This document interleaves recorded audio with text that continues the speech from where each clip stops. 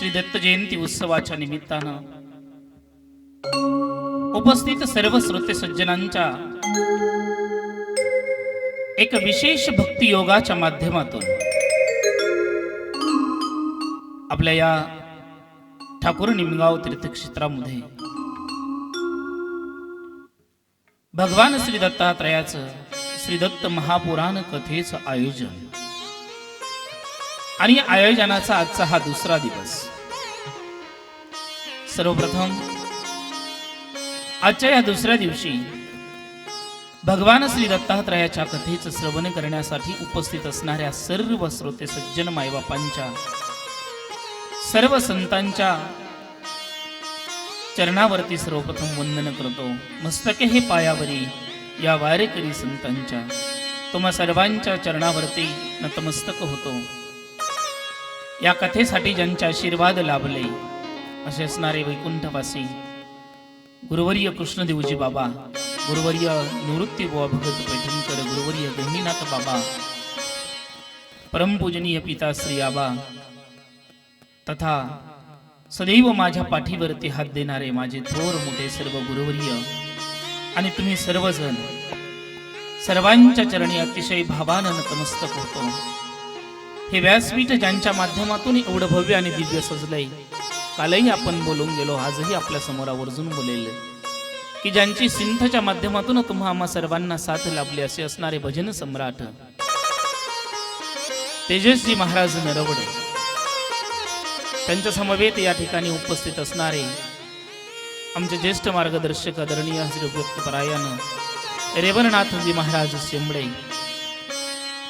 आज तुम्हा सर्वांच्या दर्शनाचा योग ज्यांना लाभलेला आहे असे असणारे संपूर्ण महाराष्ट्रामध्ये आपल्या तालानं प्रसिद्ध असणारे तबला वादक आदरणीय देवदत्ता महाराज अंदुरे महाराजांसाठी एकदा सर्वांनी जोरात टाळ्या वाजवा, जोरात। आज रंगत आणखी वेगळ्या उंचीवरती जाणार आहे। त्याचप्रमाणे ज्यांचा मृदंग संपूर्ण महाराष्ट्र आज ऐकतोय असे असणारे मृदंग सम्राट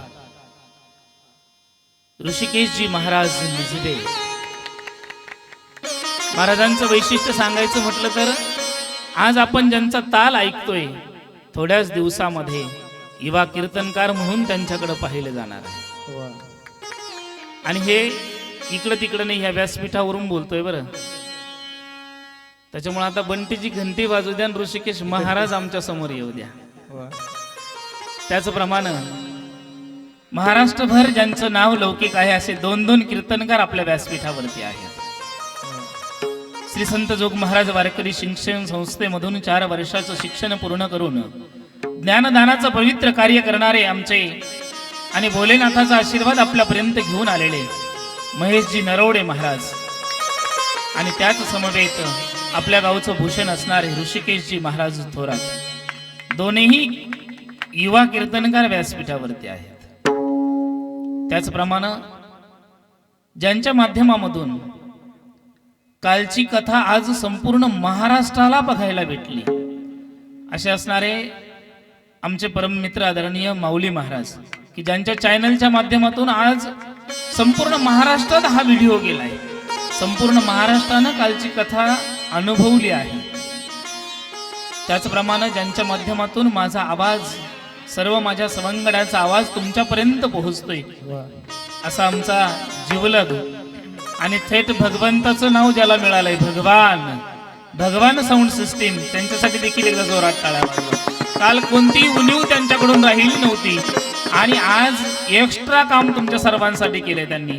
सर्वांसाठी काल इच्छा आमच्या माता भगिनींनी व्यक्त केली, आज साईटचा पडदा भगवानने रेडी केलाय। आज मला वाटतं थंडीपासून संरक्षण या भगवाननी केले आणि आता तो भगवान देखील करेल यात शंका नाही बरं। असो, पुनश्च एकदा सर्वांचं मनापासून स्वागत करतो, सर्वांच्या चरणी नतमस्तक होतो आणि कथेला याच ठिकाणी आपण आरंभ करूया, कारण प्रस्तावनेमध्ये जास्त वेळ घालायला आपल्याकडे आता वेळ खूप कमी आहे। काल आपण भगवान प्रभू रामचंद्राचं चरित्र आरंभ केलं होतं। रामजन्म आपण अनुभवला, आनंद घेतला। रामजन्माच्या नंतर प्रभू रामचंद्र विश्वामित्रांच्या सोबत लक्ष्मणासह राक्षसांचा वध करण्यासाठी आणि ऋषी वैष्णवाची यज्ञाची विधी अतिशय सुरक्षित पार पाडावी या दृष्टिकोनातून दंडकारण्यामध्ये जातात. दंडकारण्यामध्ये गेल्याच्या नंतर त्राटिका वध त्या ठिकाणी होतो, सुबाहू वध होतो, मारीचाला पळून लावलं जातं आणि तिथून आणखी काही राक्षसांचा वध होतो, अहिल्याचा उद्धार होतो आणि प्रभू रामचंद्र पुढं पुढं विश्वामित्रांच्या सोबत चालू लागलेले आहेत. त्याचप्रमाणे इकडे जनक राजाच्या नगरीमध्ये 4 कन्यांनी जन्म घेतलेला, त्याही लहानच्या मोठ्या होऊ लागलेल्या होत्या. तुम्हाला मी सांगितलं होतं बाळाचे पाय पाळण्यात दिसतात, त्याप्रमाणेच आमच्या सीतामाई उर्मिला आदी करून 4ही बहिणींचं बालपणापासूनच एक वैभव जगासमोर येत होतं. जनक राजाच्या त्या राजवाड्यामध्ये 2ही कन्या 4ही कन्या अतिशय मोहक अशा प्रकारचं सौंदर्य फुलवित होते. त्यांचा खेळही चालायचा, राजवाड्याच्या बाहेर त्या खेळायच्या. खेळत असताना जनक राजाच्या दरबारामध्ये एक विशेष अशा प्रकारचं धनुष्य ठेवलेलं होतं. एक दिवस सीतामाई आमची चिमुकली सीता खेळत खेळत त्या धनुष्यबाणाजवळ जाते आणि तो धनुष्यबाण एवढीच चिमुकली असणारी सीता सहज अलगद उचलून घेते आणि घोडा घोडा खेळायला म्हणून दोन्ही पायाच्या मध्ये घेऊन ती पुढं पुढं पुढं पुढं सरकत येते. अचानक सैनिकाचं लक्ष त्याच्यावरती जातं. सैनिक घाबरून जातात. सीतेनं हे काय केलंय, हे काय करून ठेवलं. एका क्षणात बातमी जनक राजापर्यंत जाते. जनक राजा दरबारामधून धावत पळत त्या ठिकाणी येतात. सीते म्हणून ओरडल्याबरोबर सीतामाई त्या हातातला धनुष्यबाण टाकून देते आणि बाजूला निघून जाते. तो धनुष्यबाण त्या ठिकाणी पडलेला असतो. जनक राजा सर्व सैन्यांना आज्ञा करतात, ज्या ठिकाणी होता त्या ठिकाणी नेऊन ठेवा. 1 जण उचलण्याचा प्रयत्न करतो, 2 जण उचलण्याचा प्रयत्न करतात, 3 जण उचलण्याचा प्रयत्न करतात. प्रयत्नाची पराकाष्ठा होते, परंतु तो धनुष्य जागेवरून कोणालाही हलत नाही. त्या राज दरबारामध्ये तो धनुष्यबाण मध्यभागी तसाच असतो. प्रश्न पडतो, हा धनुष्यबाण या सीतेनं अगदी अलगद घोडा घोडा म्हणून खेळायला आणला आणि आता हा धनुष्य मोठमोठ्या बलाढ्याशी असणाऱ्या सैन्यालाही उचलायला तयार नाही. मग त्याच दिवशी जनक राजानं ठरवलं, माझ्या कन्येनं अगदी अलगद उचलून हा धनुष्य समोर आणलाय ना, ज्यावेळेस माझी कन्या उपवर होईल, मोठी होईल, त्यावेळेस जो कोणी वीर शूर राजकुमार या धनुष्याला उचलेल आणि त्याला प्रत्यंचा चढवेल, मी त्याच्याशी माझ्या या कन्येचा विवाह संपन्न करेन. सीतामाई हळूहळू हळूहळू मोठ्या होते. माझ्या माय बापांनो, तुमच्या समोर आवर्जून एक विशेषत्वानं निवेदन करेल की जो धनुष्यबाण आमच्या सीतामाईनं अलगद उचलून आणला तो काही सामान्य धनुष्य नव्हता. तो सामान्य धनुष्य नव्हता. त्या धनुष्याची एक खूप आगळी वेगळी मोठी कथा आहे, परंतु धावत्या वेगात तुमच्या समोर मांडणं हे माझे कर्तव्य आहे. वास्तविक तो धनुष्य दुसरा तिसरा कोणाचा नसून प्रत्यक्ष महादेवाचा तो धनुष्यबाण होता. भगवान भोलेनाथानं तो धनुष्यबाण परशुरामाच्या स्वाधीन केलेला होता आणि परशुरामाच्या स्वाधीनही तो का केला गेला याच्याही पाठीमागे एक छोटीशी कथा आहे. परशुरामाचं मुख्य शस्त्र जर पाहिलं तर आपल्या सर्वांना माहित आहे, त्यांचं नावच त्यांच्या शस्त्रामधून आहे. परशु म्हणजे परस म्हणजेच कुऱ्हाड. भली मोठी कुऱ्हाड ज्याच्या हातामध्ये दिसतो आपण लगेच म्हणतो हा परशुरामाचा अवतार आहे. परंतु तो धनुष्यबाण परशुरामाच्या हातामध्ये कसा आला त्याचंही एक मोठं कारण आहे. ज्यावेळेस सहस्रार्जुन या पृथ्वी तलावरती तिन्ही लोकावरती आपल्या शक्तीच्या जोरावरती मातलेला होता, त्यावेळेस सर्व देव देवता त्रस्त होऊन गेलेल्या होत्या. आणि देवदेवता त्रस्त झाल्याच्या नंतर वास्तविक सहस्रार्जुन हा भगवत भक्त होता, परंतु त्याची भगवत भक्ती सोबत त्याने राज्य कारभारामध्ये मात्र प्रजेचं हित कधी जाणलं नाही. प्रजेवरती अन्याय करायला लागला, मृत्यू लोकावरती स्वतःचं राज्य स्थापित केलं आणि प्रजेला हाहाकार होणार येईल असा प्रकारचा त्रास तो द्यायला लागला. शेवटी नाविलाज झाला. ब्रह्मा, विष्णू आणि महेशानं परशुरामाला आज्ञा दिली, आता तुलाच या सहस्र अर्जुनाकडे पाहावं लागेल. निक्षत्री पृथ्वी करण्याचा पण करून परशुराम त्या सहस्र अर्जुनाकडे निघाला. त्यावेळेस भगवान भोलेनाथानं त्या सहस्र अर्जुनासोबत युद्ध करण्यासाठी तो धनुष्य परशुरामाला अर्पण केला. तो धनुष्य घेऊन परशुरामानं सहस्र अर्जुनाचा वध केला, धावत्या वेगात केला बरं. आणि येऊन ज्यावेळेस आपल्या वडिलांना जमदग्नीला ही गोष्ट सांगितली की मी सहस्र अर्जुनाचा वध केला, जमदग्नीला खूप राग आला. कारण सहस्र अर्जुन खूप मोठा योद्धा होता, खूप मोठा भगवत भक्तही होता. जमदग्नीनं सांगितलं, परशुरामा, माझ्या आज्ञेशिवाय हे काम तू केलंस, तुला याचं प्रायश्चित्त करावे लागेल.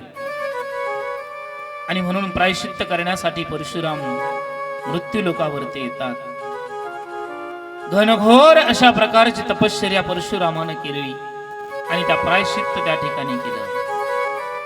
परंतु तिकडं झालं काय, सहस्र अर्जुनाच्या मुलांना ज्यावेळेस माहीत झालं की जमदग्नीच्या पोरानं त्या परशुरामानं आपल्या बापाला मारलंय,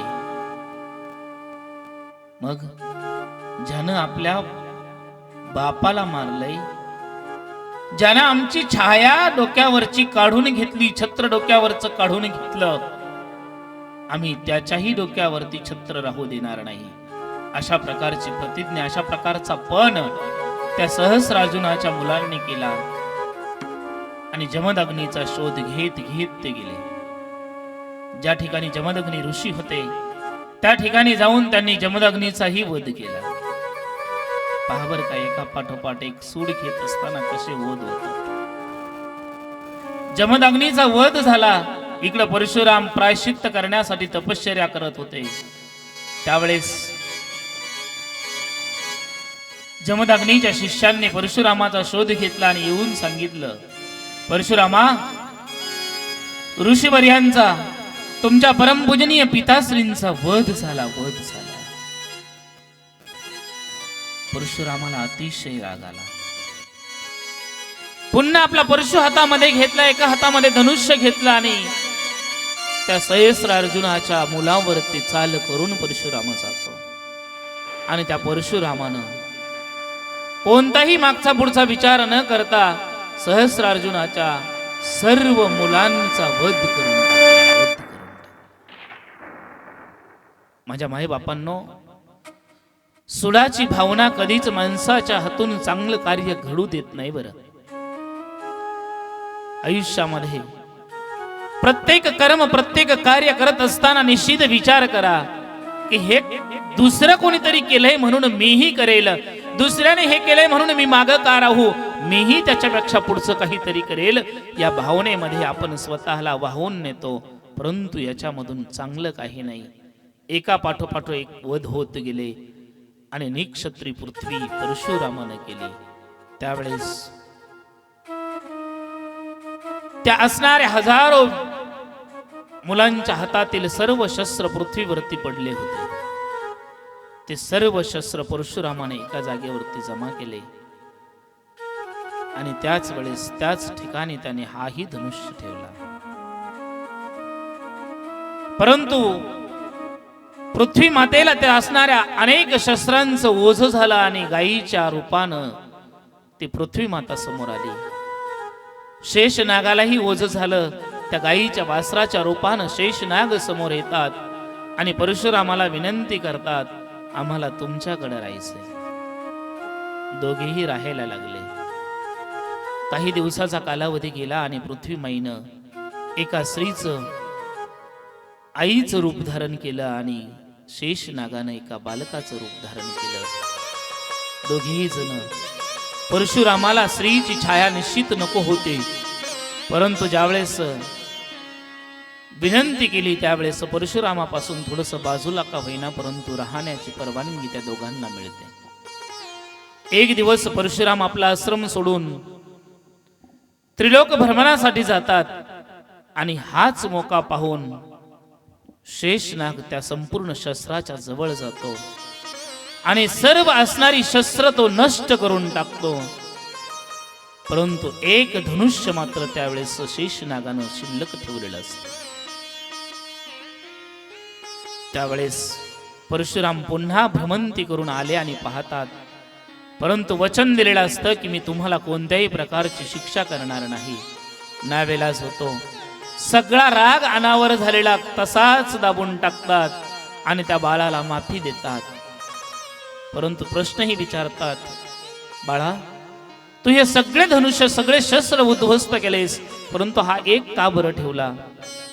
त्यावेळेस तो शेषनाग बालकाच्या रूपानं सांगतो, महाराज हा धनुष्य मी नाही, पुढच्या अवतारामध्ये तुम्हीच पुढच्या अवतारामध्ये ज्यावेळेस याल त्यावेळेस तुमच्याच हाताने हात तुटणार आहे। आणि एवढंच नाही, त्यावेळेस त्या धनुष्यबाण मोडण्याच्या त्या प्रसंगाच्या साक्षीला मीही त्या ठिकाणी उपस्थित असणार आहे। आणि तो धनुष्यबाण ज्यावेळेस परशुराम हातामध्ये घेतात, आता हा ठेवायचा कुठं हा विचार करतात, भोलेनाथाकडे जातात आणि भोलेनाथाकडे गेल्याच्या नंतर त्यांना सांगतात,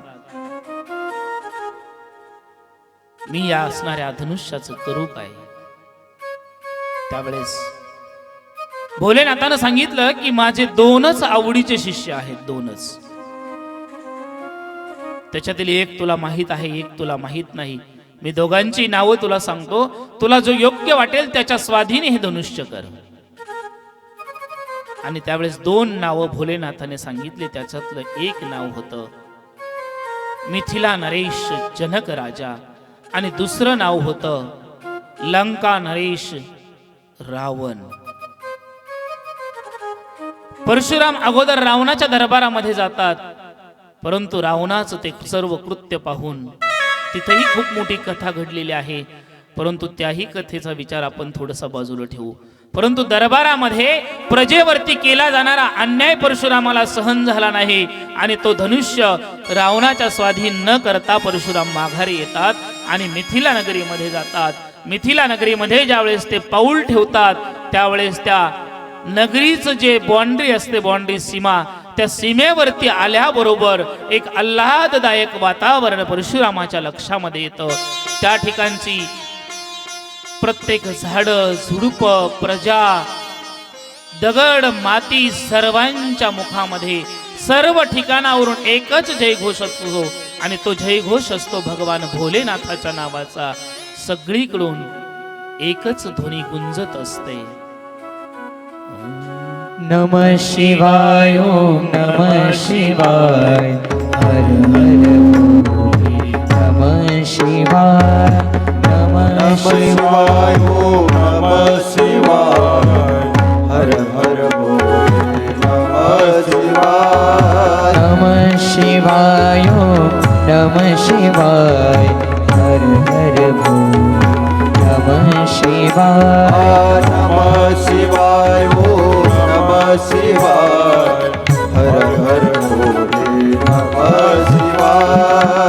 नमः शिवाय ओम नमः शिवाय हर हर भोले नमः शिवाय नमः शिवाय ओम नमः शिवाय हर हर भोले नमः शिवाय नमः शिवाय ओम नमः शिवाय हर हर भोले नमः शिवाय समोर आमचे तेजस महाराज बोलतील आणि तेजस महाराजांच्या पाठीमागे समोर बसलेल्या सर्व महिला भगिनींनी हे भजन करायचं। नमः शिवाय ओम नमः शिवाय हर हर भोले नमः शिवाय। हा म्हणा थोडं मोकळ्या आवाजात, समोर आवाज येईल आणि त्या आवाजाच्या सोबत तुम्हाला पाठीमागं म्हणायचंय, कारण सर्वांची भक्ती ही अगदी मनापासून झाली पाहिजे. इथं आल्याच्या नंतर कुठेतरी भगवत प्राप्तीचा मार्ग आपल्याला सहजतेने मिळाला पाहिजे या अंतःकरणामध्ये विचार ठेवून म्हणायचंय. समोर व्यासपीठावरून अगोदर आवाज आला की पाठीमागं तुमचा मोकळ्या मनाने आवाज आला पाहिजे. सिस्टीम तुमच्या समोर फिकी पडली पाहिजे. हा, नमः शिवाय ओम नमः शिवाय हर हर भोले नमः शिवाय.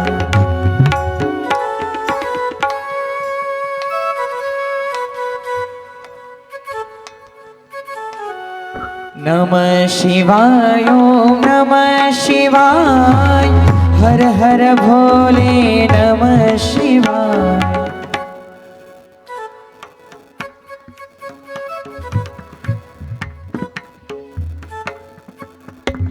गंगाधराय शिव गंगाधराय हर हर भोले नमः शिवाय. वा वा, आमच्या भगिनींचा आवाज छान येतो. थोडं पाठीमागच्याने आवाज वाढवला तर बरं राहील.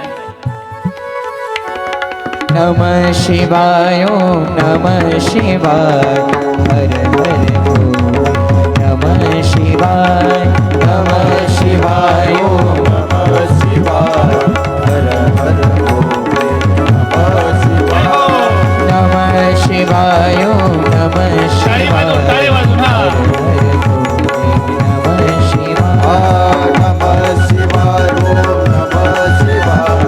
हर हर भोले नमः शिवाय. नमः शिवाय ओम नमः शिवाय हर हर भोले नमः शिवाय. नमः शिवाय ओम नमः शिवाय हर हर भोले नमः शिवाय. नमः शिवाय ओम नमः शिवाय हर हर भोले नमः शिवाय. नमः शिवाय ओम नमः शिवाय हर हर भोले नमः शिवाय. नमः शिवाय ओम नमः शिवाय हर हर भोले नमः शिवाय. गंगाधराय शिव गंगाधराय हर हर भोले नमः शिवाय. गंगाधराय शिव गंगाधराय हर हर भोले नमः शिवाय. नमः शिवाय ओम नमः शिवाय हर हर भोले नमः शिवाय. नमः शिवाय ओम नमः शिवाय हर हर भोले नमः शिवाय. हर हर भोले नमः शिवाय. हर हर भोले नमः शिवाय. हर हर भोले नमः शिवाय. हर हर भोले नमः शिवाय. नमः शिवाय.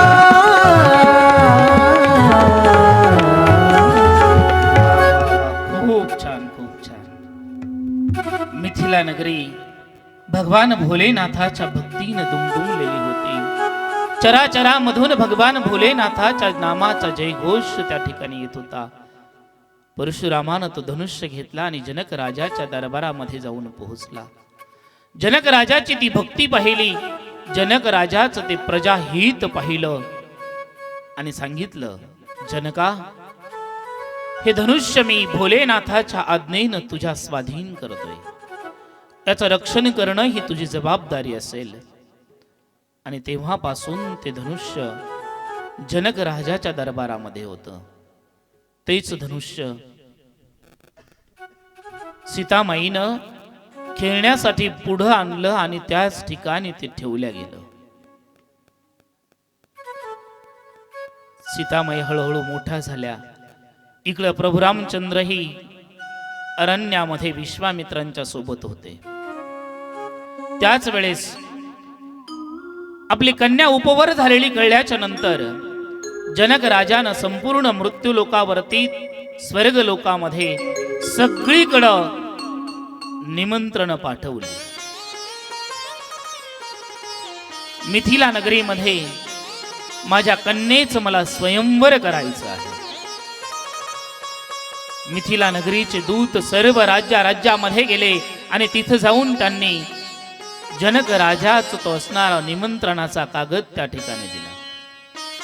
मग काय पाहायचंय? त्रिलोक सुंदरी असणारी सीता कोणाला नको असणार आहे हो? प्रत्येकाला वाटायला लागलं की सीतेसोबत माझा विवाह व्हावा. परंतु त्या पत्रामध्ये खालच्या ओळीमध्ये अटी व शर्ती लिहिलेल्या होत्या आणि त्याच्यातली महत्वाची अट होती, भगवान भोलेनाथाचा असणारा धनुष्य जो परशुरामानं मिथिला नगरी पर्यंत आणून दिलेला आहे, तो धनुष्य जो कोणी उचलेल आणि त्याला प्रत्यंचा चढवेल त्याच्याच गळामध्ये वरमाला सीतामाई चढवेल. मग प्रत्येक राज्यामध्ये राजकुमार मिथिला नगरीकडे येऊ लागले.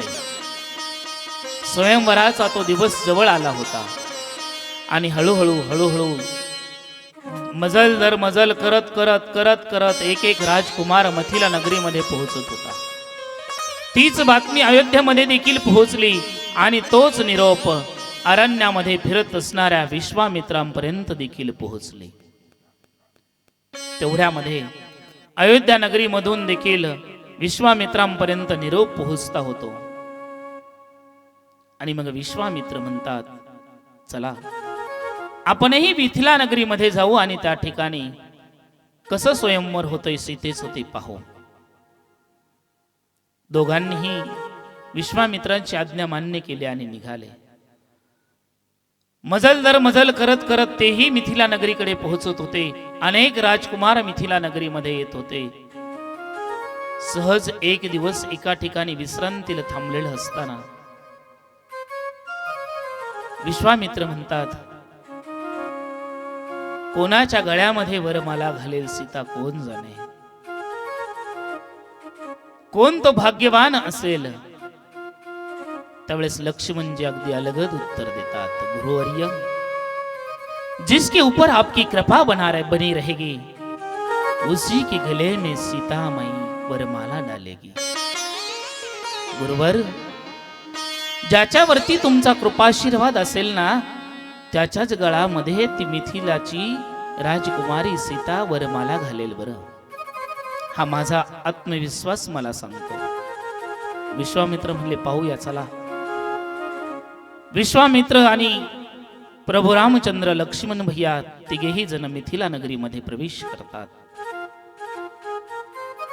मिथिला नगरी अतिशय सुसज्ज अशा प्रकारे सजवलेली होती आणि त्या सजवलेल्या त्या राजदरबारामध्ये सर्व राजकुमारांसाठी आसनं दिलेली होती. राजकुमार त्या आसनावरती बसलेले होते. त्याच वेळेस एका बाजूला आसनावरती प्रभू रामचंद्र आणि लक्ष्मण भैया देखील बसले होते. विश्वामित्र महर्षींसाठी एक विशेष आसन त्या मिथिला नगरीच्या राजवाड्यामध्ये सजवलेलं होतं.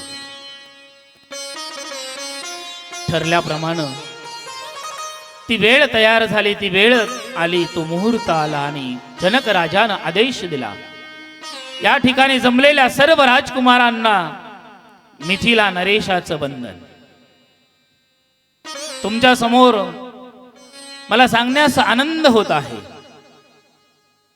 या दरबारामध्ये तुमच्या समोर सर्वांच्या समोर दिसणारा हा धनुष्य, या धनुष्याला जो कोणी उचलेल आणि त्याच्यावरती प्रत्यंचा चढवेल, त्याच्या गळ्यामध्ये तुमच्या समोर हार घेऊन उभी असलेली माझी कन्या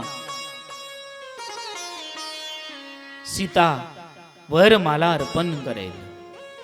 मग एक एक जण उठायला लागला, आपली शक्ती आजमावायला लागला. उचलण्याचा प्रयत्न करतो, परंतु काही उपयोग होत नव्हता, कारण तो धनुष्य जागेवरून देखील हलत नव्हता. तेवढ्यामध्ये पुढचा ज्याचा नंबर आहे तो खुश व्हायचा, नाही याच्याने हल्ला नाही, आता आपला नंबर आहे, आपण मात्र कुठल्याही परिस्थितीत सीतामाई जिंकून नेणार. मग त्याचीही तीच परिस्थिती व्हायची. पुढचा राजकुमाराचा नंबर यायचा, त्याचीही तीच परिस्थिती व्हायची. आणि बऱ्याच लांब ज्यांचा नंबर होता त्यांच्यात कुजबुज सुरू झाली. बरं का, कुजबुज.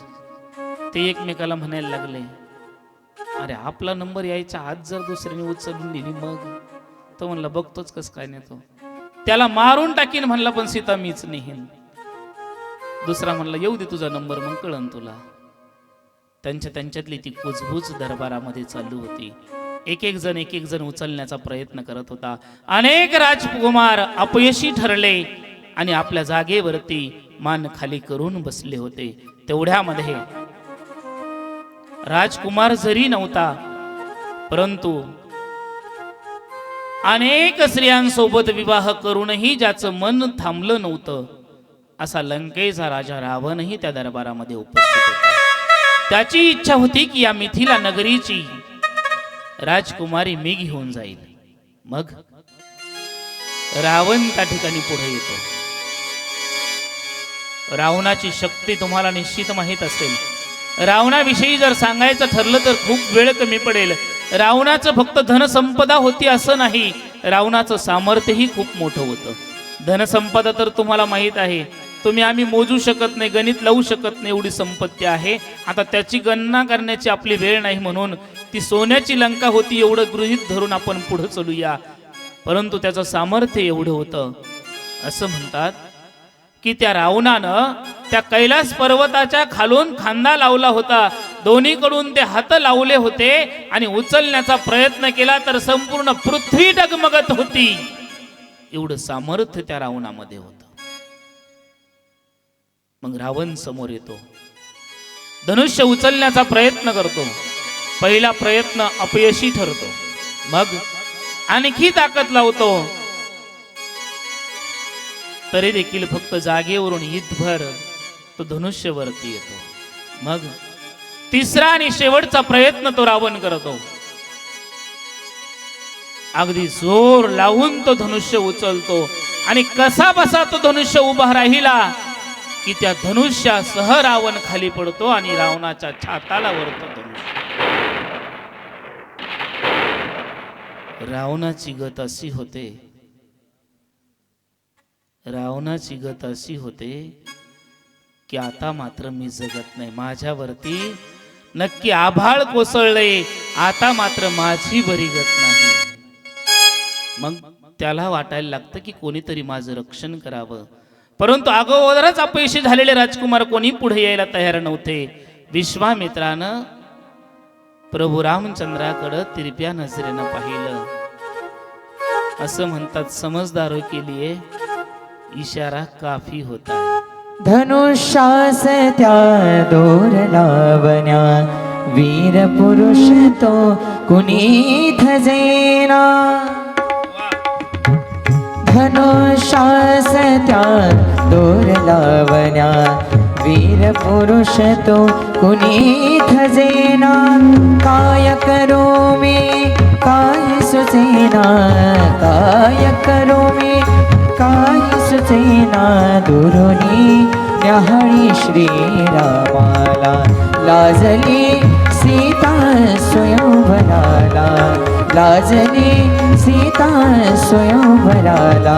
पाहुनी रघुनंदन सावळा, पाहुनी रघुनंदन सावळा, पाहुनी रघुनंदन सावळा.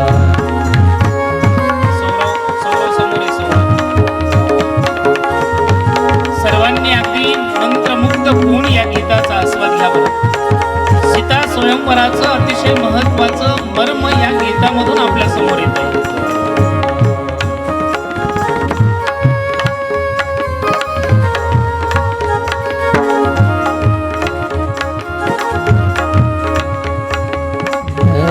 अक्षितारती रम्य मंडपी, जवळी सारी थोर मंडळी.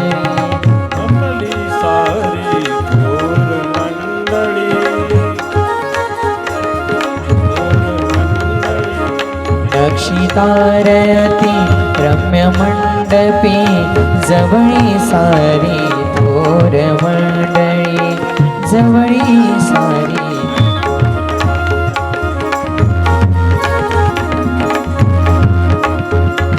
उभी जानकी जनका जवळी, उभी जानकी जनका जवळी. घेऊनी धवल फुलाच्या माला, घेऊनी धवल फुलाच्या. विश्वामित्रानं प्रभू रामचंद्राकडे पाहिलं आणि रावणाच्या छाताला वरती पडलेला तो बाण उचलण्यासाठी प्रभू रामचंद्र समोर आले. प्रभू रामचंद्राने सर्वप्रथम त्या धनुष्याला बंधन केलं, हात जोडून गुरुवर्यांना नमस्कार केला, खाली वाकले प्रभू रामचंद्र आणि प्रभू रामचंद्राने अंतकरणामध्ये भगवान भोलेनाथाचं स्मरण केलं आणि एक कटाक्ष हातामध्ये वरमाला घेऊन उभ्या असलेल्या सीताकडे टाकलं. ज्यावेळेस सीतेकडे नजर फिरवली आणि धनुष्यबाणाकडे पाहून नतमस्तक होऊन प्रभू रामचंद्राने तो धनुष्य उचलला आणि ती प्रत्यंचा त्याच्यावरती चढवली. आकाशामधून पुष्पवृष्टी त्या ठिकाणी होऊ लागली. सगळीकडे जयघोष झाला. प्रभू रामचंद्र भगवान की श्री राम जय राम जय जय राम श्री राम जय राम जय जय राम टाळी वाजवा, भजन करा सर्वजण, टाळी वाजवा. जय राम जय जय जय राम जय जय राम राम राम कृष्ण हरी जय जय राम राम राम कृष्ण हरी राम कृष्ण हरी जय जय राम राम राम श्री राम जय राम जय राम जय राम जय जय जय राम जय जय राम कृष्ण हरी जय जय राम कृष्ण हरी जय जय राम राम राम कृष्ण हरी जय जय राम राम राम कृष्ण हरी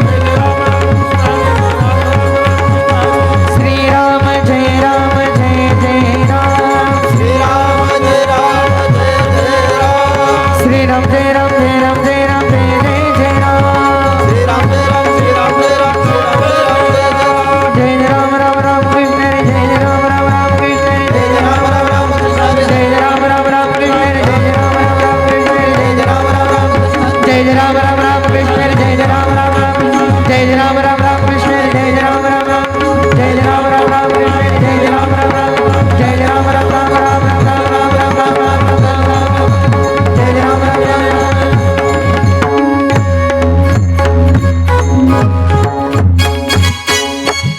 जशी धनुष्यावरती प्रत्यंचा चढली तसंच त्या धनुष्याचे 2 तुकडे झाले आणि क्षणामध्ये धनुष्याचे 2 तुकडे प्रभू रामचंद्राच्या दोन्ही पायाच्या बाजूला पडले.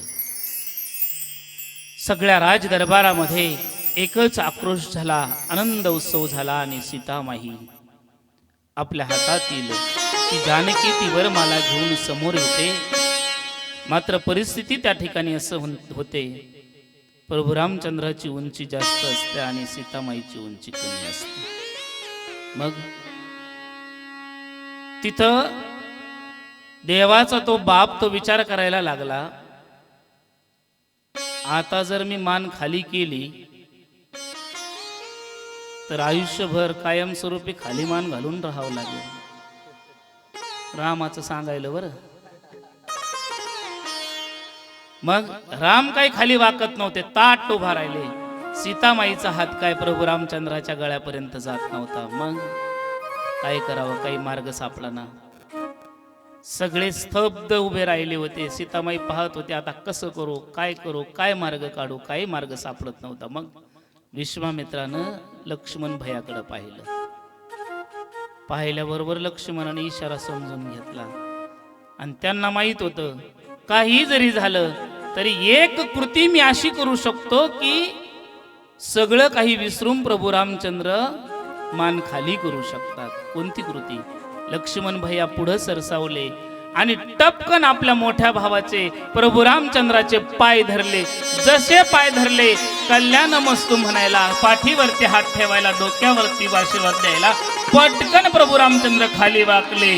मग या जगज्जननीला, या मातेला अशी एवढीच वेळ किती काही होती, टपकन दिशी वरमाला गळ्यामध्ये घातली आणि एकच जय घोष झाला, बोलिये सियावर प्रभू रामचंद्र भगवान की जय. सगळीकडे आनंद झाला आणि ही बातमी अयोध्येपर्यंत जाऊन पोहोचली.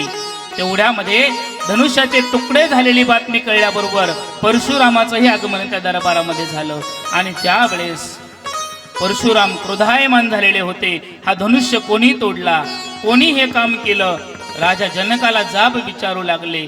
तेवढ्यामध्ये लक्ष्मण भैया पुढे आले आणि त्यांनी सांगितलं, हा धनुष्य तुम्ही सांगताना सामान्य नाही, मग ज्याने तोडला तोही काही सामान्य नाही. परशुराम म्हणायला लागले, इस बालक को हमारे नजरों के सामने से दूर करो, ये बहुत बातें करता है. मग थोडस प्रभू रामचंद्रांनी पुन्हा लक्ष्मण बाबा मागे झाले, पण पुन्हा परशुरामाचा राग पाहिला, जनकावरती राग व्यक्त करायला लागला. मग काय करावं, पुन्हा लक्ष्मण भैया समोर आले आणि समोर आल्याच्या नंतर प्रभू रामचंद्राने सांगितलं, आता हे युद्ध लय वेळ नको, कारण सीता आणि रामाला थंडी वाजायला लागली तिकडं. त्याच्यामुळं टपकन आवरून घेतलं आणि रामानं कबूल केलं की हा धनुष्य माझ्यामुळं तुटलाय, मी तोडलाय, माझ्या हातून तुटलाय. मग रागावलेले परशुराम जसे समोर आले तसं प्रभू रामचंद्रानं देखील सावधानता बाळगून स्वतःच्या खांद्यावरून समोर आलेला जो उपर्ण होता, पंचा होता, तो थोडासा असा बाजूला केला आणि छातीवरती भृगु ऋषीचं चरण परशुरामानं पाहिलं आणि परशुरामानं तमस्तक झाले. त्यांच्या लक्षामध्ये आलं की प्रभू रामचंद्राचा हाच अवतार आहे.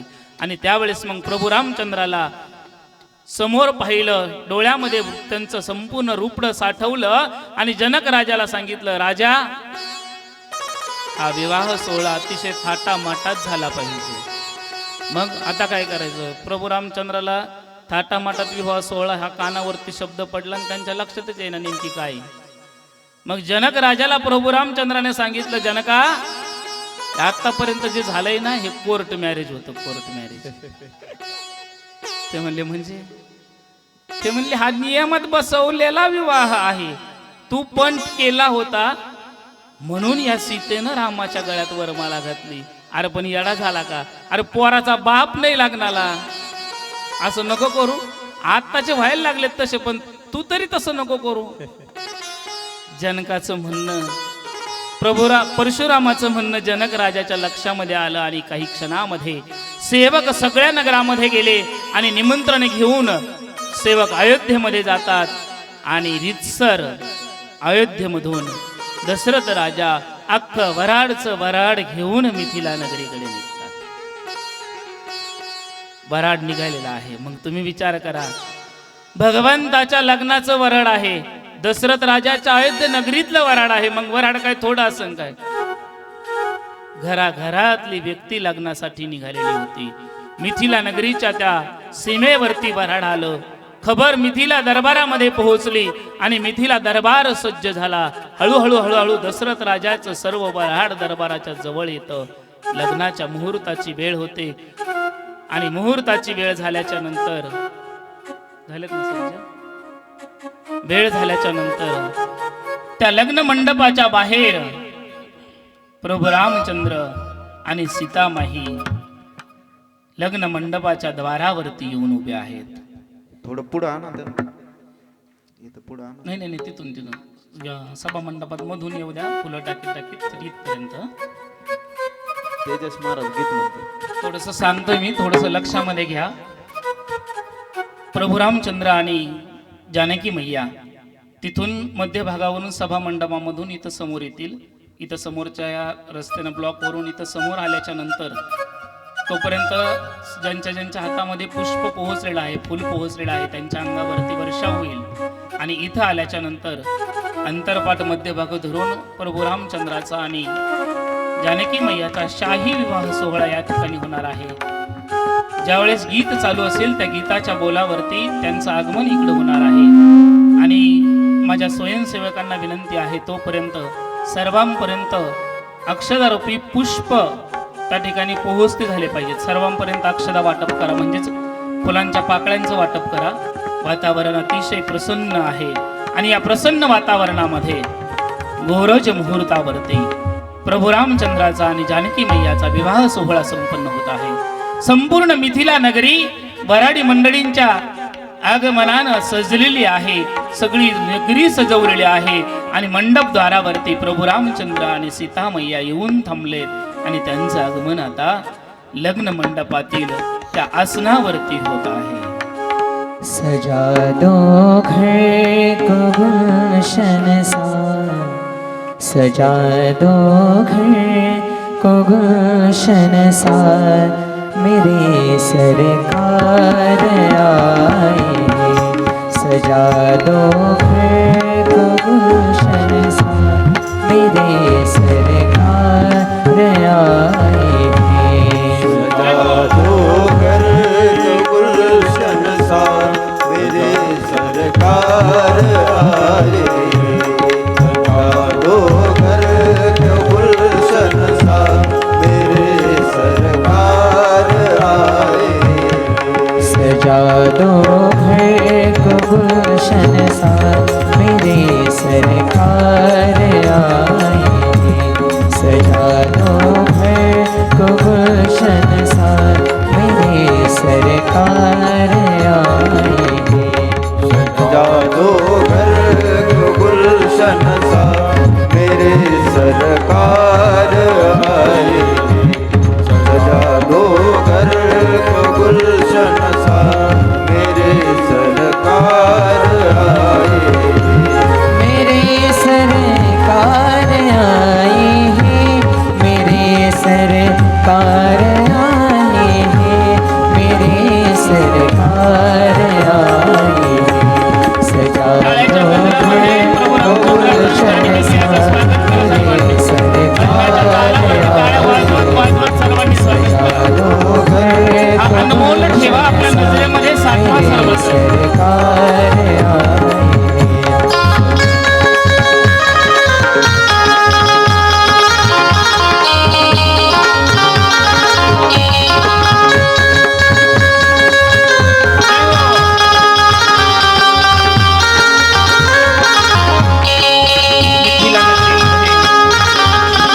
जनक राजाच्या दरबारामध्ये अतिशय शाही विवाह सोहळा हा संपन्न झालेला आहे. आणि तोच क्षण आज आपण सर्वजण अनुभवत आहोत. पधारो इनके चरणों को बहाकर फूल की गंगा। पधारो इनके चरणों को बहाकर फूल की गंगा। बहाकर फूल की गंगा। सजा दो है गुलशन सा सजा दो है गुलशन सा भवन में राम आए। सजा दो घर को गुलशन सा मेरे सरकार आए।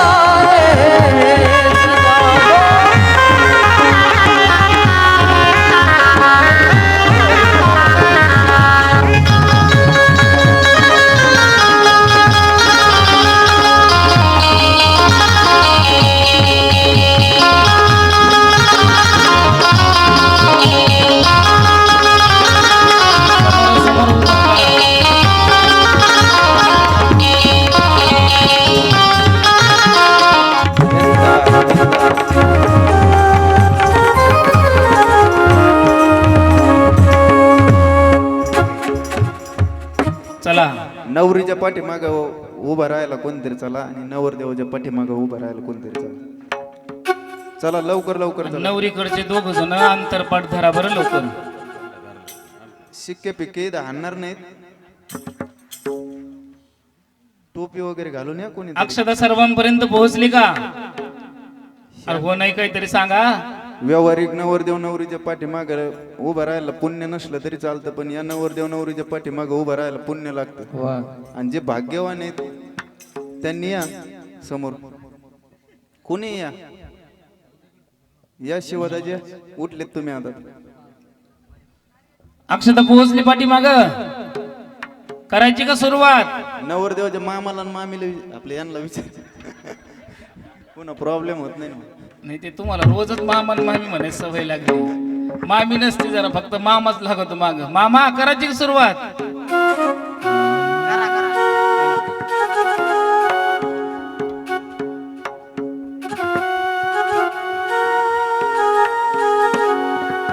स्वस्ति श्री गणनायको गजमुखो विघ्नेश्वरो ओझरो लेनाद्री गिरिजात्मजो सुवरजो विघ्नेश्वरो ओझरो ग्रामोराञ्चन संस्थितो गणपती कुर्यात् सदा मंगलो वधूवर सावचित्तन सावधान कन्या बागडली परी करी माहेरची आठवण टाका अक्षदा प्रेमान शुभ मंगल सावधान टाका अक्षदा प्रेमान शुभ मंगल सावधान टाका अक्षदा प्रेमान शुभ मंगल सावधान टाका अक्षदा प्रेमान शुभ मंगल सावधान आज मंगल या दिनी डोई अक्षदा पडती आज मंगल या दिनी डोई अक्षदा पडती बंधू बहिणीची माया निजलाही रडविती बंधू बहिणीची माया निजलाही रडविती सुखी ठेव वधूवर आहेच विठ्ठलाशी मागण टाका अक्षदा प्रेमान शुभ मंगल सावधान टाका अक्षदा प्रेमान शुभ मंगल सावधान टाका अक्षदा प्रेमान शुभ मंगल सावधान टाका अक्षदा प्रेमान शुभ मंगल सावधान दुडू दुडू धावायाची सोनुली अंगणी दुडू दुडू धावायाची सीता ही अंगणी आठवून बालपण अश्रुदाटते नयनी आठवून बालपण अश्रुदाटते नयनी राजा जनकाची साठी तिचा दाटते अंतोन टाका अक्षदा प्रेमान शुभ मंगल सावधान टाका अक्षदा प्रेमान शुभ मंगल सावधान टाका अक्षदा प्रेमान शुभ मंगल सावधान शुभ मंगल सावधान शुभ मंगल सावधान शुभ सावधान जा सुखाने नांदायना तू मुली 9 मास का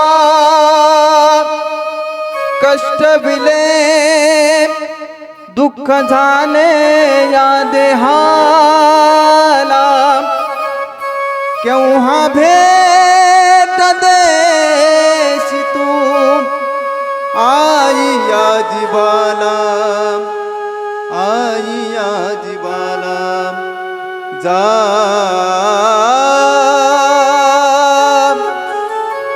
सुखाने नांदायना तू मुली नवऱ्याच्या आदने तरा तू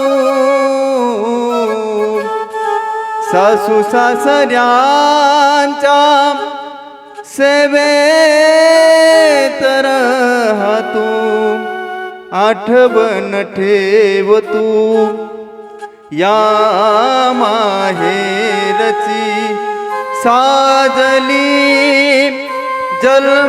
जन्मोजन्मीची जोडी कुर्या सदा मंगलम शुभमंगल सावधान तदेव लग्नं सुदिनं तदेव ताराबलं चन्द्रबलं तदेव लक्ष्मीपते ते मनसा स्मरामि कुलदेवता चिंतन सावधान ग्रामदेवता चिंतन सावधान वाजंत्री सावचित्तन सावधान जय हो. अरे रामाचं लगीन लागले रामाचं. सर्वांना विनंती आहे आपापल्या जागेवरती सर्वांनी उभा राहायचं. हो हो हो हो हे बघा या या आयुक्त आमचा प्रत्येक तरुण बांधव नको नको त्याच्या वरातीत असतो. आणि आजकाल अशी परिस्थिती आपल्याला पाहायला मिळते की लग्नामध्ये आमच्या भगिनी देखील आता मोकळ्या मनानं ठेका धरायला लागल्या. मग आता मला सांगा, हा सोहळा ब्रह्मांड नायक प्रत्यक्ष भगवंताचा विवाह सोहळा आहे. आणि बरं असं तसं नाही, सगळीकडे पार वाजत आहे, गाजत आहे, आणि लगीन सुद्धा कोणाचं तुमचं आमचं नाही. या अयोध्या नगरीत मिथिला नगरी या मिथिला नगरीत काय वाजत गाजत, काय वाजत गाजत, या ठाकूर नेम गावात काय वाजत गाजत, काय वाजत गाजत, सोन्याचं सोन्याचं सोन्याचं सोन्याचं वाशिंग लगीन देवाचं लागत, सोन्याचं वाशिंग लगीन देवाचं लागत, लगीन देवाचं लागत, सोन्याचं बाशिंग लगीन देवाचं लागत. या पंढरपुरात काय वाजत गाजत, या ठाकूर नेम गावात काय वाजत गाजत, काय वाजत गाजत, सोन्याचं वाशिंग लगीन देवाचं लागत, सोन्याचं वाशिंग लगीन देवाचं लागत, सोन्याचं बाशिंग लगीन देवाचं लागत, सोन्याचं वाशिंग लगीन देवाचं लागत. राजा भीमकाचा होत नवजणी कन्या, राजा भीमकाचा नवजणी कन्या, राजा जनकाचा होत चौघी जणी कन्या, राजा जनकाचा नवजणी कन्या, केली रुक्मिणा दिली पंढरीचा वाणा, केली रुक्मिणा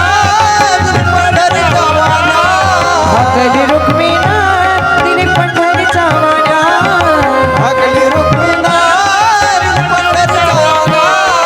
पाय जोडविला, पाय जोडविला, होती नवरा साजत, होती नवरा साजत, सोन्याचं वाशिंग लगीन देवाचं लागत, सोन्याचं वाशिंग लगीन देवाचं लागत, सोन्याचं बाशिंग लगीन देवाचं लागत, सोन्याचं बाशिंग लगीन देवाचं लागत.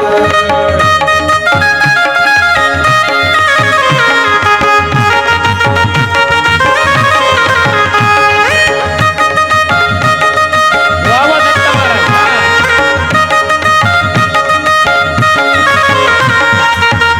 ऋषिकेश महाराज, क्या बात है.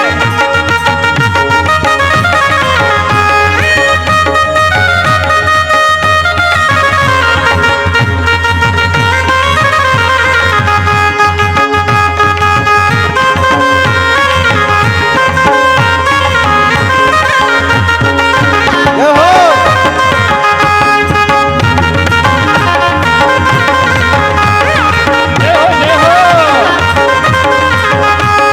राजा भीमकाची होती रुक्मिणी उपवर, राजा भीमकाची होती रुक्मिणी उपवर, राजा भीमकाची होती रुक्मिणी उपवर, राजा भीमकाची होती रुक्मिणी उपवर, लिहून पत्रिका दिल देशोदेशावर, लिहून पत्रिका दिली देशोदेशावर, दिली देशोदेशावर, टाळ मृदुंग हे हो, टाळ मृदुंग हे किती हर्षाने गाजत, किती हर्षाने वाजत, सोन्याचं सोन्याचं सोन्याचं सोन्याचं सोन्याचं लगीन देवाचं लागत, सोन्याचं वाशिंग लगीन देवाचं लागत, सोन्याचं बाशिंग लगीन देवाचं लागत, सोन्याचं बाशिंग लगीन देवाचं लागत.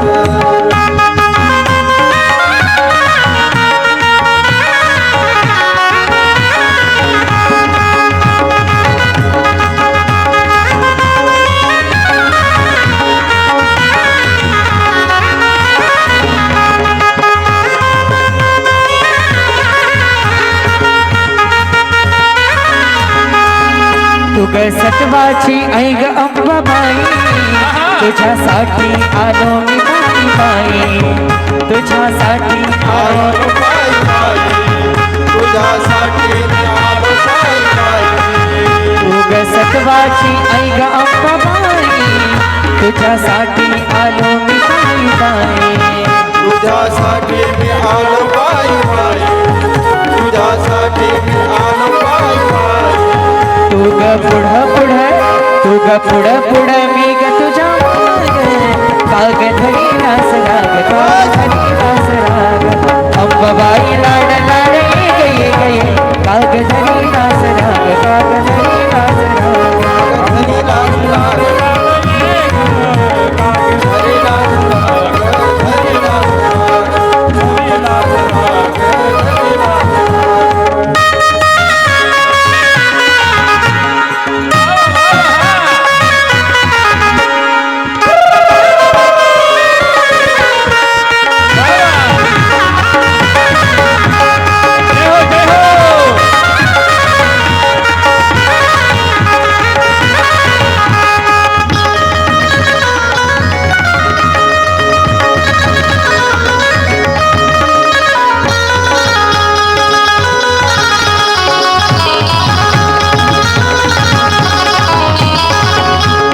लगबग माझ्या रायाची लगबग माझ्या रायाची गडची जुरी जायाची काळी भोंगराची आई थोरल्या बायाची काळी भोंगराची आई थोरल्या बायाची गाडी घुंगराची तुझ्या जायाची गाडी घुंगराची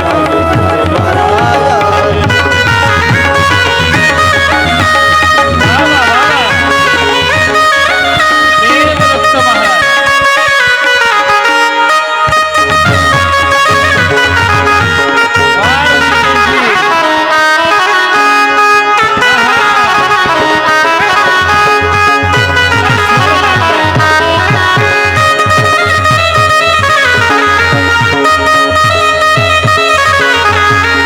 पालखी हरण तोरण अंब गिरण साजती पालखी हरण तोरण अंब गिरण साजती पुढं बैरंग रंग रंग रंग रंग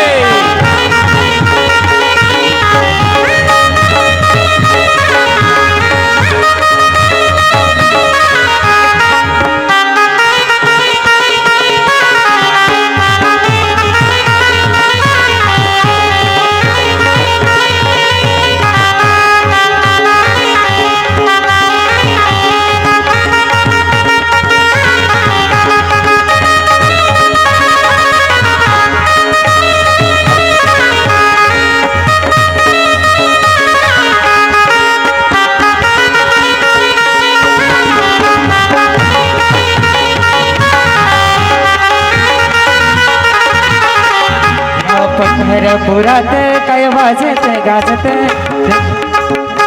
या पंढरपुरात काय वाजत गाजत काय वाजत गाजत सोन्याचं वाशिक देवाचे लागत सोन्याचं वाशिक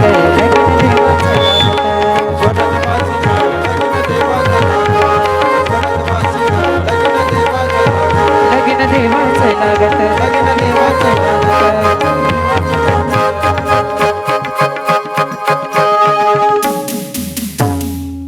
बोलिए सियावर प्रभु रामचंद्र भगवान की जय खूप छान खूप गोड अशा प्रकारचा आनंद भगवंताच्या लग्नाचा तुम्ही सर्वांनी घेतला. आम्ही व्यासपीठावरून सर्वजण तुमच्या समोर नतमस्तक आहोत. तुमच्या सर्वांसाठीच तुम्ही सर्वांनी एकदा जोरात टाळ्या वाजवायच्या जोरात.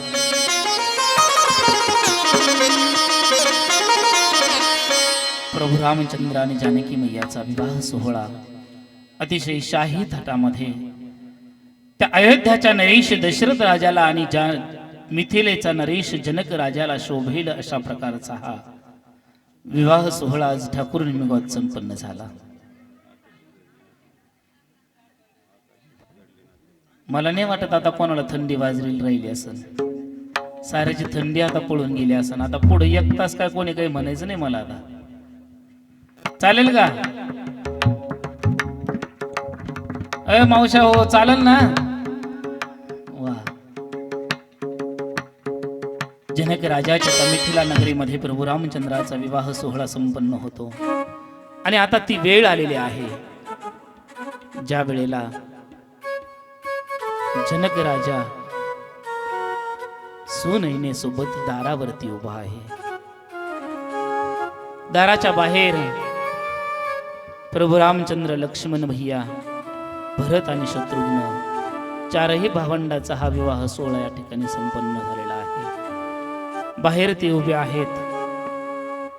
नकळत कोणालाही काहीही पुढचा क्षण जरी समोर आलेला नसला तरी प्रत्येक जणाचा चेहरा मात्र पडायला लागलेला आहे.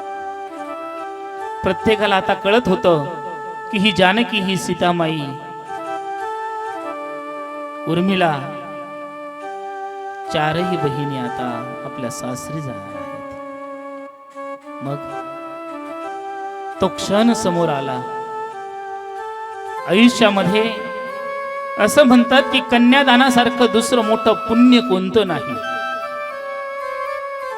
त्या जनकानं, त्या सुनैनेनं कन्यादान एका वेळे 4 कन्येचं निश्चित केलं होतं.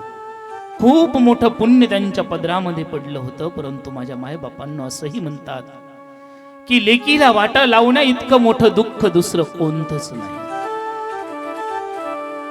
सीतामाईला वाटा लावण्याचा तो क्षण आलेला. लहानचं मोठं लेकरू अंगा खांद्यावरती खिळवून मोठं केलेलं. प्रत्येक क्षण जनक राजाच्या डोळ्यासमोर तरळत होता. बाप अशी गोष्ट आहे माझ्या मायबापांनो की तो दुःख कोणालाही सांगू शकत नाही. त्याला बळजबरीने आपलं औंढा गिळावा लागतो, दुःख मारावं लागतं आणि जगाच्या समोर यावं लागतं. आपल्या पत्नीकडे पाहिलं, चारही मुलीकडे पाहिलं आणि विचार केला, जर आता माझ्या डोळ्यातून पाणी निघलं तर माझ्या लेकी पुढं कसं पाऊल ठेवतील, माझ्या पत्नीला मी धीर कसा देऊ. विचार करून जनक राजा पाऊल ठेवून पुढे येतो. बेटा जानकी, एक गोष्ट ध्यानात ठेव बरं. बाळा, लहानपणापासून आतापर्यंत तुला दिलेले जे मी संस्कार आहेत ना, या मिथिला नगरीनं तुला संस्काराच्या रूपानं जे काही दिलंय ना, आयुष्यात कधी त्याचा विसर पाडू नको बरं बेटा. आज गरज आहे अशा माईबापांची. लेकीला घरामधून वाट लावताना तो बाप म्हटला पाहिजे, ती आई म्हटली पाहिजे, बाळा काहीही झालं तरी माहेरचे संस्कार विसरू नको बरं.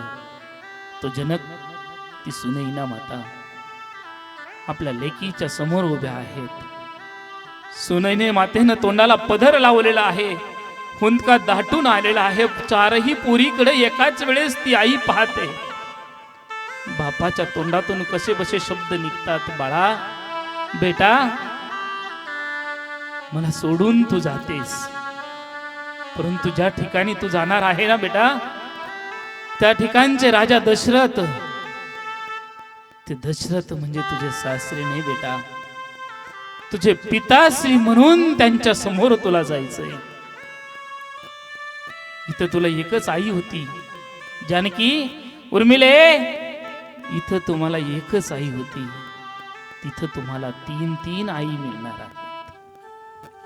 गेल्यावरती प्रत्येकीमध्ये तुझ्या आईला पहा आणि आपली आई आणि बाबा म्हणून त्यांचे संस्कार जपा. एवढे कसे बसे शब्द त्या जनकानं तोंडामधून काढले आणि जनकाचा हुंदकाही त्याला स्वतःला आवरला नाही आणि धाय मोकलून जनक राजा रडायला लागला. स्वतःच्या लेकीच्या पदरामध्ये मुंडकं बसलं बापानं. बाजूला उभे असलेल्या दशरथाने खांद्यावर ठेवला. जनकजी, तुम्ही काय करताय? हो, तुमची लेक, तुमच्या पोरी माझ्याकडे आल्या म्हणून त्या काय परक्या घरी जाणार आहेत का? काळजी करू नका. एक वेळेस मी माझ्या स्वतःच्या जीवाचा विचार करणार नाही जनकजी, परंतु तुमच्या लेकीला दुःख लागू द्यायचं नाही. काळजी करू नका जनकजी. दशरथ राजा जनकाला समजावतात. 4 पावलं पुढे घेऊन जातात आणि त्या मुली पाठीमागून पावलं टाकीत निघालेल्या आहेत. सुनैना माता मात्र कोपऱ्यामध्ये तशीच उभी आहे, तशीच विचार करते. कालपर्यंत अगदी मोठ्या आनंदानं प्रत्येक क्षणाला पुरींना हाका मारित होते. आता मी कोणाला आवाज देऊ? मांडवी कोणाला म्हणू? मी उर्मिला म्हणून कोणाला हाक मारू? माझा राजवाडा आज रिकामा होणार आहे विचार करते आणि धाय माय मोकलून ती माता रडू लागली. माझ्या माईंनो, माझ्या दादांनो, दिदींनो, लक्षामध्ये ठेवा, लेकरू लहानचं मोठं निश्चित आपण करतो, परंतु काळजाचा तुकडा तोडून द्यावा तशी लेक आपण दुसऱ्याच्या घरी पाठवत असतो. आणि म्हणून इथं उभा असणाऱ्या बसलेल्या माझ्या सर्व सासवांना विनंती आहे, जे लेकरू वयाच्या 21व्या 22व्या वर्षापर्यंत दुसऱ्याच्या घरी मारतं, लहानचं मोठं होतं आणि अगदी स्वतःच आयुष्य समजून घ्यायला लागलं रे लागलं की ते तुमच्या स्वाधीन केलेलं असतं. मग त्यांना सांभाळा, परंतु सुनबाई म्हणून नाही बरं, पुढची पोर म्हणून तिच्याकडे पहा.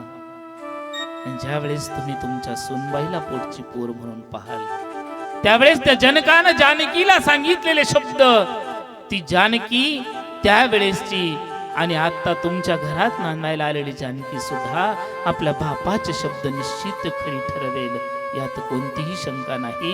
जगद्गुरु तुकोबाराय म्हणतात की जानकी घरामधून जशी बाहेर पडली तशी प्रत्येक घराघरातली कन्या आज बाहेर पडताना, सासरी जाताना मागे वळू वळू पाहते. कन्या सासू राशी जाई, कन्या सासू राशी जाय, कन्या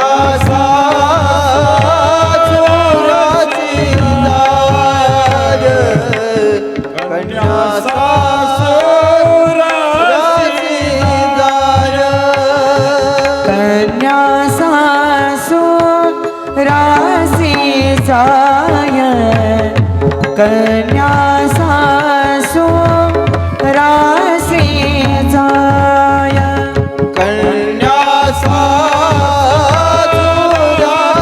जाय, कन्या सासू राशी जाय, कन्या मागे वळोनी पाय, मागे परतोनी पाय, मागे परतोनी पाय, मागे परतोनी, मागे परतोनी पाय, मागे मागे परतोनी, मागे परतोनी पाय, मागे परतोनी पाय, कन्या सासू राशी जाय, कन्या सासू राशी जाय, तैसे धारे माझ्या जीवा, तैसे धारे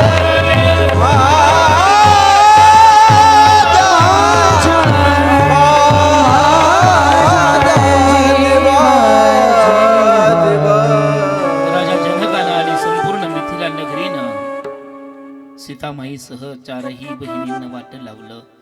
अयोध्या नगरीमध्ये प्रभू रामचंद्राचं, चारही भावंडाचं आणि चारही सुनबाईंचं खूप जंगी स्वागत झालं. काही दिवसाचा कालावधीमध्ये निघून जातो, कारण आता कालावधी अगदी पटापट निघून जाणार आहे. फक्त तुम्ही कान जवळ चिटकून अगदी लक्ष देऊन ठेवा. काही दिवसाचा कालावधी निघून जातो. एक दिवस दशरथ राजा असे दरबारामध्ये बसलेले असताना विश्वामित्र समोर येतात. वसिष्ठ जे आहेत आणि तेवढ्यामध्ये दशरथ राजाचं रक्ष त्या वाढलेल्या केसांकडे वाढलेल्या दाढीकडे जाता आणि अलगद त्यांच्या लक्षामध्ये येतं की आपल्या दाढीचा एक केस पिकलाय.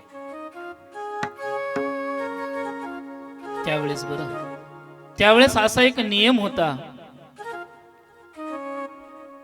डोक्याचा केस पिकला किंवा अशा पद्धतीची जर काही जाणीव झाली तर त्यावेळेसचे राजे आपला राज्यकारभार आपल्या उत्तराधिकाऱ्याकडे सोपवून, मुलांकडे सोपवून कार्यमुक्त होऊन जायचे. तेव्हाच सांगतो बरं का मी, आता नाही तसं. आता अंथरुणाला पडलं तरीही त्याचाच रुबाब झाला पाहिजे अशी प्रत्येकाची इच्छा निर्माण व्हायला लागली. राजाने विचार केला आणि राजाने विश्वामित्रासमोर, वसिष्ठजी समोर प्रस्ताव ठेवला. आता राज्य कारभाराची पूर्णपणे घडी बसलेली आहे आणि आता हा कारभार पुढे द्यावा असं मी म्हणतो. ठीक आहे. वसिष्ठजींनी योग्य मुहूर्त शोधला आणि योग्य मुहूर्त शोधून त्या मुहूर्तावरती प्रभू रामचंद्राला अयोध्याचा राजा करायचं ठरलं. ठरल्याप्रमाणे ती ही वेळ जवळ आली. परंतु ज्यावेळेस हा संपूर्ण प्रसंग सजवायला निर्माण होतो, तयार होतो, त्यावेळेस मंथरा कैकेयीच्या कानाला जाऊन लागते आणि ती सांगायला लागते, तुला त्यावेळेस दशरथाने 2 वर दिले होते, तुझ्या ध्यानात आहेत का? काही काही लय खोड असते, विसरलेली ध्यानात आणून. अगं तुझ्या काही ध्यानात आहे का? अगं तुला म्हणून सांग, तू विसरली का काय? तवच विसरली का? तिनं कसं केलं होतं तुला? आपल्या गावातलं नाही, तिकडचं सांगत आहे. म्हणजे कसं तिकडे गेल्यावर इकडचं सांगता येतं. मंथरेनं कान फुंकल्यामुळं 2 वराची आठवण करून दिली आणि तिनंच सांगितलं की काय केल्यानं काय होईल. तिनं सांगितलं, तुझा असणारा, तुझ्या पोटी जन्माला आलेला भरताला जर तू गादी मागितली आणि प्रभू रामचंद्राला वनवास दिला तर तुझा मुलगा, तुझ्या पोटचं पोर राजा भैली अयोध्येनगरीचं. ऐकलं ना? असं म्हणतात, गोड असणारा विचार कधी माणसाच्या अंतःकरणाला सहजासहजी रुचत नाही, परंतु चुकीचे विचार माणसाच्या अंतःकरणामध्ये सहज जाऊन पोहोचल्याशिवाय राहत नाही. तीच परिस्थिती याही ठिकाणी निर्माण झाली आणि रागारागानं ती कैकेयी दशरथ राजाकडे गेली. दशरथ राजाला फुगलेलं तोंड दाखवलं आणि कोप भवनामध्ये जाऊन बसली. थोड्या वेळाने दशरथाने विचारलं, कैकेयी कुठे? प्रभू रामचंद्राच्या या मोठ्या उत्सवाला सुरुवात करायची आहे, सर्व तयारी करायची आहे, राज्याभिषेक करायचा आहे. कोणीतरी सांगितलं त्या कोप भवनात जाऊन बसल्या. हे म्हणले, आता काय बाहेरच्या जातीला हीच लई खोडी, इकडं माणसाच्या डोक्यात काय नाही, यांच्या डोक्यात काय, कशाला रुसून बसली, असं मनात म्हणलं. बरं ते मोठ्याने नाही म्हणलं. कोप भवनामध्ये दशरथजी जातात आणि दशरथजी गेल्याच्या नंतर विचारतात, कैकेयी काय झालं तुला? ही कोणती वेळ आहे? त्यावेळेस कैकेयीने सांगितलं, राजे तुम्ही दिलेले 2 वचन तुमच्या लक्षात आहे ना? ते म्हणले, हो नक्की लक्षात आहे. आता ही काय वेळ आहे का? ते म्हणले, नाही लक्षात आहे. हो, मग आता मला ते मागायचे. नको, त्या टायमाला मागितले. काय मागितलं? माझा पहिला वर हा आहे जो तुम्हाला द्यावाच लागेल. माझ्या भरताला या अयोध्येची गादी तुम्हाला द्यायची आहे. खूप जीवावर आलं दशरथाच्या, पण नाविलाज होता, वचनामध्ये गुंतलेले होते. रघुकुल रीत सदा चले आहे, जान जाय पर वचन न जाय. नावेलाज झाला, हो म्हटले, परंतु दुसरं वचन दशरथाला वाटायचं आता हिना काहीच मागू नाही, परंतु तरी देखील कैकेयीनं मागितलं की प्रभू रामचंद्राला 14 वर्षाचा वनवास द्यावा लागेल. प्रसंग अतिशय धीर गंभीर स्वरूपाचा आहे. मला थोडस धावतं जाणं गरजेचं आहे, म्हणून नाही इलाजानं दशरथाने एका शब्दात मान्य केलं. मात्र दशरथ उभे असलेले कोलमडले. दशरथाने अंथरून धरलं. परंतु ज्यावेळेस ही खबर प्रभू रामचंद्राच्या कानावरती जाते त्यावेळेस प्रभू रामचंद्र एकच विचार करतात, नाही, मला माझ्या बापाचं वचन महत्वाचं आहे, मला या अयोध्येचं सिंहासन महत्वाचं नाही. स्वतः प्रभू रामचंद्रजी दशरथांकडे जातात आणि कबूल करतात, मी वनवासाला जायला तयार आहे. भरताला गादीवरती बसवा, तोही राज्यकारभार चांगला चालवेल. नावेला झाला. दशरथजीनं कशी बशी परवानगी दिलीच नाही, पण दिली म्हणायचं. जायचं नियोजन ठरलं. मग लक्ष्मण भैया सांगू लागले, दादा तुम्ही जाताय ना, मग मी मागे थांबणार नाही. लहानपणापासून आतापर्यंत तुमच्या सावलीप्रमाणे मी राहिलोय, मी थांबू शकत नाही, मला न्यावंच लागेल. कसं बस प्रभू रामचंद्र तयार झाले. मग पुढे दाराजवळ जानकी होती. जानकीनं सांगितलं, नाथ, हे नाथ, मी धरून आले तुमचा हात, आता मी नसते अयोध्येत राहत. मग जानकी ही निघाली. सगळ्यांनी नकार दिला, परंतु नावेला झाला. पटापट जानकीनं आवरलं, वल्कल धारण केली आणि तिघही जण वनवासामध्ये निघालेले आहेत. वनवासामध्ये प्रभू रामचंद्रजी निघाले. पुढे केवट कथा आपल्या सर्वांना माहीत आहे. केवटाचीही भेट झाली, केवटाचाही उद्धार होतो, केवटालाही ज्ञानप्राप्ती होते, मोक्ष प्राप्ती देऊन पुढे निघून जातात. पुढे गेल्याच्या नंतर प्रभू रामचंद्रजी अनेक ऋषी मुनींच्या आश्रमामध्ये जातात. त्या कुटिया प्रत्येकाच्या त्या ठिकाणी पावन करतात, प्रत्येकाची भेट घेतात, संतांची सेवा ते करतात. आणि संत सेवा करत असताना गेली अनेक वर्षानुवर्ष, अनेक युग प्रभू रामचंद्राच्या अवताराची वाट पाहत एक भक्त त्या ठिकाणी जंगलामध्ये असते, जिनं आपलं आयुष्य फक्त त्या भगवंताच्या भेटीसाठी ठेवलेलं असतं. आणि तिचं एकच असतं, तिला दररोज वाटतं, दररोज, की माझ्या या झोपडीमध्ये, माझ्या कुटियामध्ये माझा भगवंत येणार आहे. आएंगे जो रघुराई तब आसन पे बिठाओगे, मीठे मीठे बेर अपने हाथों से खिलाओगे. आएंगे जो रघुराई तब आसन पे बिठाऊंगी, रुचि रुचि बेर अपने हाथों से खिलाऊंगी. आएंगे जो रघुराई तब आसन पे बिठाओगे, मीठे मीठे बेर अपने हाथों से खिलाओगे. आएंगे रघुराई आसन पे बिठाऊंगी, रुचि रुचि बेर अपने हाथों से खिलाऊंगी. साथ साथ लक्ष्मण जी का दर्शन होगा, साथ साथ लक्ष्मण जी का दर्शन होगा. शबरी की कोटियों का पावन होगा, जब मेरे राम जी का पावन होगा. शबरी की कोटियों का पावन होगा, जब मेरे राम जी का पावन होगा. शबरी के कुटियों का पावन होगा, जब मेरे राम जी का पावन होगा. शबरी के कुटियों का पावन होगा.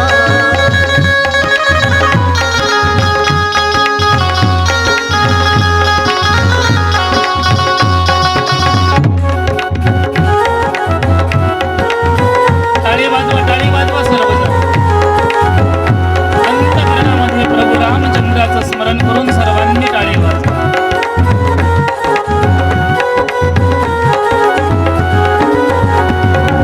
बगिया में जाकर के फूल तोड़ लाऊंगी, फूल तोड़ लाऊंगी, मैं हार बनाऊंगी. बगीचा में जाके मैं फूल तोड़ लाऊंगी, फूल तोड़ लाऊंगी, मैं माला बनाऊंगी. बगिया में जाकर के फूल तोड़ लाऊंगी, फूल तोड़ लाऊंगी, मैं माला बनाऊंगी. बगीचा में जाके मैं फूल तोड़ लाऊंगी, फूल तोड़ लाऊंगी, मैं माला राम भक्त हरी शबरी माता दररोज विचार करते. ती म्हणते, मी वनामध्ये जाईल, मी बगीच्यामध्ये जाईल आणि दररोज फुलं तोडून आणेल. आणि त्या आणलेल्या फुलाची मी माझ्या प्रभू रामचंद्रासाठी माला म्हणजे पुष्पहार तयार करून ठेवलेलं. ती व्यवस्था तिनं प्रभू रामचंद्राच्या पूजेसाठी केली. एवढंच नाही, त्या शबरीला वाटतं की माझे प्रभू रामचंद्र जेव्हा येतील तेव्हा भुकेलेले असतील.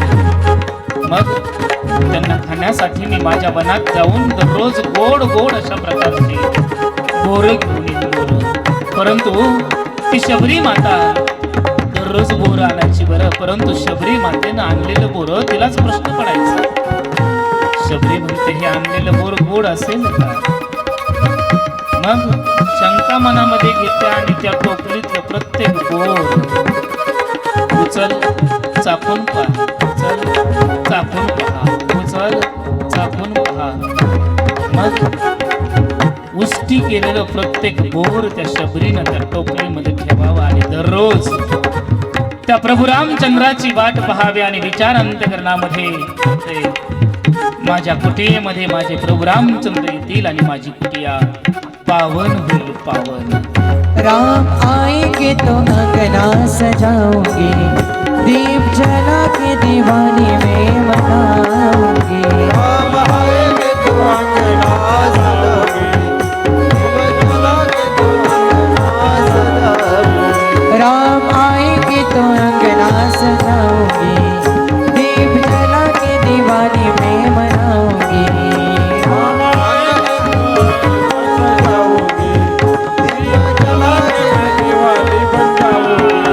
ओ मेरे कर्मों के सारे पाप धुल जाएंगे, राम आएंगे. मेरे जन्मों के सारे पाप मिट जाएंगे, राम आएंगे. मेरे झोपड़े के पास राम आएंगे.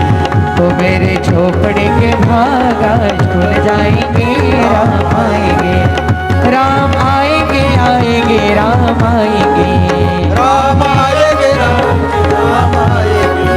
ओ राम आएंगे आएंगे राम आएंगे. राम आएंगे आएंगे राम आएंगे. तो मेरे कर्मों के सारे पाप मिट जाएंगे, राम आएंगे. वो मेरे झोपड़े के भाग आज खुल जाएंगे, राम आएंगे. वो जय मेरे हो. झोपड़े के भाग आज खुल टाळी वाजवा, टाळी, हा. राम आएंगे. वो मेरे झोपड़े के भाग आज खुल जाएंगे, राम आएंगे. राम वा, वा, वा, आएंगे. वा. खूप गोड. खरोखर त्या शबरी मातेची कुटिया पावन प्रभू रामचंद्राच्या चरण स्पर्शाने झाली. आणि ज्याची वाट ती गेली अनेक वर्ष अनेक युग पाहत होती, त्या शबरीच्या आश्रमामध्ये प्रभू रामचंद्राचं आगमन झालं आणि ती कुटिया पावन झाली. आल्याबरोबर तिला काय करावं काही नाही, काही सुचत नव्हतं. प्रभू रामचंद्राचे षोडशोपचार केले, पूजा केली आणि त्या प्रभू रामचंद्राला उष्टी बोरं खायला ज्यावेळेस द्यायला लागली, प्रभू रामचंद्र अतिशय गोड भावानं ते स्वीकारत होते. त्याचं कारण होतं की त्याच्यामध्ये त्या शबरीची भाव होता. देवभावाचा भुकेला या न्यायाप्रमाणे प्रभू रामचंद्र खात होते, परंतु लक्ष्मणजीने मात्र तोंड फिरवलेलं होतं. असो, तोही कथाभाग आणखी सखोल घ्यायला आता आपल्याला वेळ नाही. शेवटी अति मोठ्या मनानं प्रभू रामचंद्रानं त्या शबरीची भक्ती स्वीकारली, शबरीची सेवा स्वीकारली. शबरी उद्धार त्या ठिकाणी केला, शबरीला मोक्षाची प्राप्तीपर्यंत निघून घातला आणि प्रभू रामचंद्र पुढे निघाले. पुढे निघाल्याच्या नंतर त्या अरण्यामधून जात असताना पुढचा जो आश्रम येतो, तो आश्रम आपल्या या कथेचं प्रवेशद्वार आहे. प्रवेशद्वार प्रभू रामचंद्र वनामधून चाललेले आहेत. एका बाजूला सीतामाई आहे, लक्ष्मण भैया सोबत आहेत आणि वाट काढत काढत ते सर्वजण चालले. घनदाट त्या अरण्यामध्ये अचानक अतिशय मोहक अशा प्रकारचा सुगंध यायला लागतो. त्या सुगंधाचा त्या आकर्षणानं ते पुढं पुढं चालायला लागतात. लक्षामध्ये येतं इथं हिरवळ आहे, या परिसरातली झाडं खूप वेगळी आहेत. सुगंधी वातावरण त्या झाडामुळं आहे आणि या ठिकाणचे पक्षी अतिशय मुक्त छंदामध्ये वावरत आहेत. खूप हर्ष उल्हास त्या ठिकाणी वाटत आहे आणि त्या हर्ष उल्हासाच्या वातावरणामध्ये प्रभू रामचंद्रजी पुढं पुढं निघाले. तेवढ्यामध्ये मंद अशा प्रकारची ध्वनी दूरवरून झाडामधून त्यांच्या कानावरती पडली. भगवान भोलेनाथाचा जयघोष त्या ठिकाणी चालू होता. आणि भगवान भोलेनाथाचा जयघोष, परंतु मंद ध्वनीमध्ये तपश्चरीच्या रूपामध्ये त्यामधून निघणारा त्या ध्वनीच्या आकर्षणानं प्रभू रामचंद्र, सीतामाई आणि लक्ष्मण भैया गेले. समोर पाहिलं तर अतिशय पावन अशा प्रकारची प्रसन्न वातावरणातील ती कुटिया दिसली. त्या कुटियेच्या दारावरतीही गेले आणि आवाज दिला, माई, आतमध्ये कोणी आहे का? आतमधून अतिशय तेजस्वी, जिच्या तेजानं सूर्यालाही फिकं पाडावं अशी अतिशय तेजस्वी, अतिशय स्वरूप सुंदरी आणि तपोबलानं स्वतःच्या चेहऱ्यावरती नव्हे तर संपूर्ण सर्वांगावरती तेज धारण केलेली एक ऋषी पत्नी त्या आश्रमाच्या बाहेर येते. समोर पाहते 2 नवयुवक आणि त्यांच्या सोबत असणारी ती. तिघांनाही पाहिल्याबरोबर अतिशय सहजतेनं ती ओळखते आणि सहज सांगते, प्रभू रामचंद्र, लक्ष्मण भैया, जानकी, मला निश्चित माहित होतं की तुम्ही इथपर्यंत याल. हेही आश्चर्यचकित झाले. आमच्या नावागावासहित ओळखणारी कोण आहे? सीतामाई पुढे झाल्या आणि सीतामाईनं साष्टांग दंडवत त्या तेजस्वी असणाऱ्या स्त्रीच्या चरणावरती दिलं. लक्ष्मण भैयाही झुकले. प्रभू रामचंद्राने खाली वाकून वंदन करत असताना सांगितलं, माते, आमचं नमन स्वीकार करावं. मग कोण होत्या त्या? कोण होत्या? ब्रह्मर्षी अत्री ऋषी, म्हणजेच ब्रह्मदेवाचे पुत्र अत्री ऋषी आणि त्या अत्री ऋषीची असणारी अर्धांगिनी अनुसया माता होती. ती अनुसया माता. अनुसया मातेचं दर्शन त्यांनी घेतलं आणि अनुसया मातेनं त्या तिघांनाही आपल्या आश्रमामध्ये नेलं. आश्रमामध्ये नेल्याच्या नंतर जेव्हा जेव्हा सज्जन लोक भेटतात तेव्हा तेव्हा भगवत भक्तीची चर्चा होते. त्या पद्धतीनं त्यांची चर्चा सुरू झाली. मात्र जेव्हा जेव्हा भगवत भक्त एकत्रित येत नाही त्यावेळेस मात्र काहीतरी वाकडे तिकडे चर्चा होते. इथं जेवढा वेळ हे सर्वजण होते तेवढा वेळ भगवत भक्तीविषयी चर्चा सुरू झाली. त्रिकाल संध्येची वेळ झाली आणि अत्री ऋषी त्या ठिकाणी गंगेवरती गेलेले समजले होते. म्हणून प्रभू रामचंद्रजी आणि लक्ष्मण भैया देखील गंगेच्या स्नानाला जातात. त्या असणाऱ्या आश्रमामध्ये जानकी मैया आणि अनुसया माता दोघीच होत्या. आणि त्या जानकी मैयानं मात्र अनुसया मातेला आता प्रश्न विचारायला सुरुवात केली. जानकी म्हणते, माते, मी तुमचं नाव माझ्या आईच्या तोंडून खूप वेळेस ऐकलेलं आहे. असं म्हणतात की तुमच्यासारखी पतिव्रता नारी दुसरी कोणी नाही. मलाही तुमच्यासारखं पातिव्रत्य धर्माचं पालन करायचंय. मला शिकवा ना, ते काय आहे, कोणते ते नियम आहेत, तुम्ही काय केलं, तुम्ही कुठून तो अनुभव घेतला, तुम्ही कसं हे प्राप्त केलं, मला सर्व काही जाणून घ्यायचं आहे. अनुसया माता सांगते, माझ्या त्या संपूर्ण सामर्थ्याच्या जोरावरतीच माझ्या पोटी भगवान श्री दत्तात्रय जन्माला आलेले आहेत. आणि म्हणूनच उद्या आपण सर्वजण अनुसया माता आणि सीतामैया यांचा दोघींचा संवाद, जो संवाद सीतामैयानी अनुसया मातेला प्रश्न विचारून प्रश्नोत्तराच्या रूपानं भगवान श्री दत्तात्रयाच्या चरित्रापर्यंत नेला, तोच संवाद सुतांनी शौनकादी ऋषींना सांगितला आणि तोच संवाद वसुदेवानंद सरस्वतींनी दीपक नावाच्या शिष्याला सांगितला. तेच सांगितलेलं संवादाचं प्रवेशद्वार म्हणजे हा आश्रम आहे. उद्यापासून आपण भगवान श्री दत्तात्रयाच्या जन्माची म्हणजेच अनुसया मातेच्या पातिव्रत्याची कथा ऐकणार आहोत. उद्या मात्र भगवान श्री दत्तात्रयाचा जन्मोत्सव सोहळा आपल्याला साजरा करायचा आहे. तुम्हा सर्वांना माझी विनंती राहील,